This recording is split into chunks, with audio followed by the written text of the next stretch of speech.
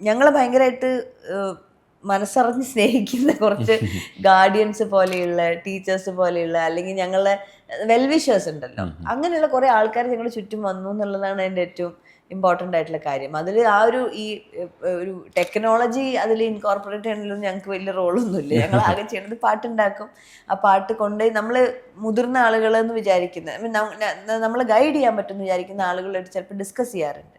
അപ്പോഴാണ് ഈ മറ്റേ അരുതരുതും ഋതു എന്ന് പറഞ്ഞ EP ചെയ്ത സമയത്ത് ശ്രീജേഷ് ഏട്ടനാണ് അത് ചെയ്തിട്ടുണ്ടായിരുന്നത്. അപ്പം അദ്ദേഹമാണത് അറ്റ്മോസ് മിക്സ് ചെയ്ത് ഞങ്ങൾക്ക് തന്നിട്ടുണ്ടായിരുന്നത്.